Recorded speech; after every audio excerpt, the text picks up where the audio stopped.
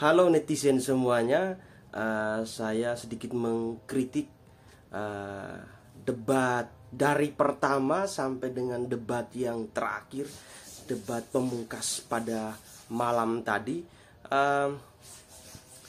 Pada posisi Pak Ganjar sama Pak Anies, Pak Ganjar sebenarnya luar biasa. Cerdas tapi dalam tanda kutip dia seperti kalau dalam peperangan dia seperti jenderal yang luar biasa. Bagaimana dia mau menggunakan orang lain untuk mengkritik. Dalam hal ini Pak Anies digunakan sebagai pengkritik pemerintah. Dari debat awal sampai ke debat pemungkas, debat yang kelima tadi malam, masih juga Pak Ganjar menggunakan trik-trik untuk menyerang pemerintah yang berkuasa saat ini melalui Pak Anies Baswedan. Tapi kurang tahu Pak Anies Baswedan sadar atau tidak sadar apa yang telah dimainkan oleh Pak Ganjar, sehingga Pak Ganjar tidak terlalu menonjol untuk menyerang pemerintah. Luar biasa.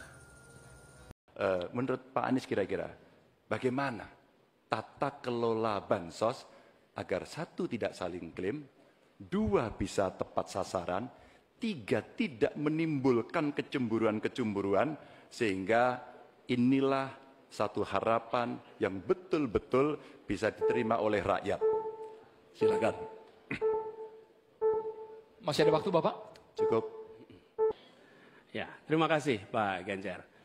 Pertama, kita harus menyadari bahwa yang disebut sebagai bansos adalah bantuan untuk si penerima, bukan bantuan untuk si pemberi.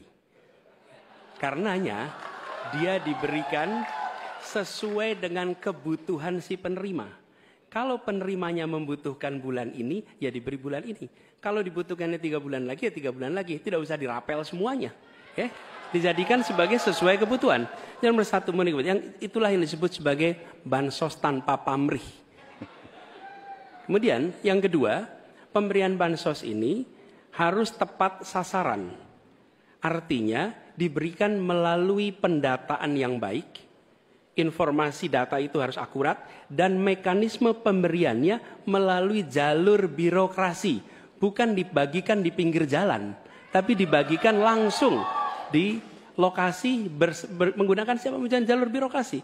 Kemudian yang ketiga, yang tidak kalah penting, ketika kita berbicara tentang bansos ini, harus bansos itu bisa dipastikan mereka yang miskin, prasejahtera itu termasuk di dalamnya. Jangan sampai mereka terlewatkan. Karena itu kami menyusun ini sebagai bagian dari perubahan adalah bansos plus.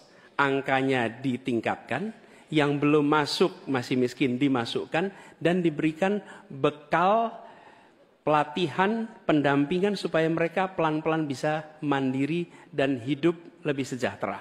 Jadi kami melihat ketika sampai kepada bansos, bansos ini adalah atas nama negara. Ketika saya bertugas di Jakarta, semua paket bansos di kerdusnya diberikan label dibiayai APBD DKI Jakarta, bukan dari gubernur, dari uang rakyat lewat APBD DKI Jakarta.